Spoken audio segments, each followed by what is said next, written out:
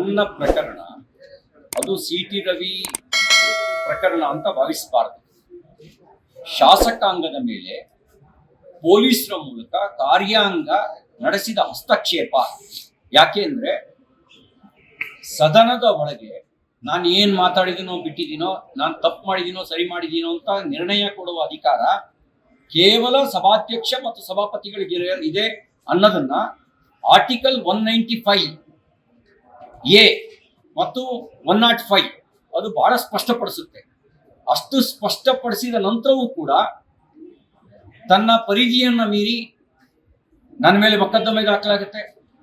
7 ವರ್ಷದ ಒಳಗಿನ ಪ್ರಕರಣಗಳಿಗೆ ಅರೆಸ್ಟ್ ಮಾಡಂಗಿಲ್ಲ ಅಂತ ಆದ್ರೂ ಕೂಡ ರಾತ್ರೋರಾತ್ರಿ ಅರೆಸ್ಟ್ ಮಾಡ್ತಾರೆ. ಇಡೀ 14-15 ಗಂಟೆಗಳ ಕಾಲ 450-500 ಕಿಲೋಮೀಟರ್ಗಳ ಕಾಲ ಸುತ್ತಿಸ್ತಾರೆ. ಹೀಗೆ ಸುತ್ತಿಸಿ ಶಾಸಕಾಂಗದ ಮೇಲೆ ದೌರ್ಜನ್ಯ ಎಸಗುವಂತ ಕೆಲಸವನ್ನ, ಸಂವಿಧಾನವನ್ನ ಉಲ್ಲಂಘನೆ ಮಾಡುವಂತ ಕೆಲಸವನ್ನ ಇಲ್ಲಿರುವ ಕಾಂಗ್ರೆಸ್ ಪಾರ್ಟಿ ಮಾಡುತ್ತದೆ. ನಾನು ತಪ್ಪು ಮಾಡಿದೀನೋ ಬಿಟ್ಟಿದೀನೋ ಅಂತ ನಿರ್ಣಯಿಸುವ ಅಧಿಕಾರ ಕೇವಲ ಸಭಾಪತಿಗಳಿಗಿದ್ದಾಗಲೂ ಕೂಡ ಈಗ ಅವರಿಗೆ ನ್ಯಾಯಾಲಯಕ್ಕೆ ಅಫಿಡವಿಟ್ ಸಲ್ಲಿಸಲಿ, ಸದನದಲ್ಲಿ ಮಾತಾಡುವ ಮಾತಿಗೂ ನಾವು ಮೊಕದ್ದಮೆ ಹಾಕಬಹುದು ಅಂತ ಹಾಕಲಿ, ನಿರ್ಣಯಿಸ್ಲಿ ಅದನ್ನ ಏನು ಅಂತ ಹೇಳಿ. ಅದೇ ರೀತಿ ಅವ್ರ ಶಾಸಕನ ಮಗನ ಮೇಲಿನ ಪ್ರಕರಣದಲ್ಲಿ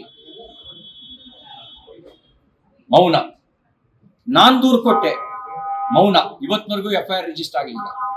ಹಾಗಾಗಿ ನಮ್ಗೆ ಸಂವಿಧಾನದ ಮೇಲೆ ನಂಬಿಕೆ ಇದೆ, ನ್ಯಾಯಾಂಗದ ಬಗ್ಗೆ ಗೌರವ ಇದೆ. ನಾನು ಸಂವಿಧಾನ ದತ್ತವಾಗಿರ್ತಕ್ಕಂಥ ಅಧಿಕಾರವನ್ನು ಉಪಯೋಗಿಸಿ ನಮ್ಮ ಹೋರಾಟವನ್ನು ಮುಂದುವರಿಸ್ತೀವಿ. ಲೇಟೆಸ್ಟ್ ಹಾಗೂ ಇಂಟ್ರೆಸ್ಟಿಂಗ್ ಸುದ್ದಿಗಳಿಗಾಗಿ ಬಾಸ್ ಟಿವಿ ಕನ್ನಡ ಚಾನೆಲ್ನ ಸಬ್ಸ್ಕ್ರೈಬ್ ಮಾಡಿ. ಹಾಗೆಯೇ ಬೆಲ್ ಐಕಾನ್ ಪ್ರೆಸ್ ಮಾಡಿ. ಇದರ ಜೊತೆಗೆ ಫೇಸ್ಬುಕ್, ಇನ್ಸ್ಟಾಗ್ರಾಮ್, ಎಕ್ಸ್ ನಲ್ಲೂ ಮಿಸ್ ಮಾಡದೆ ಫಾಲೋ ಮಾಡಿ.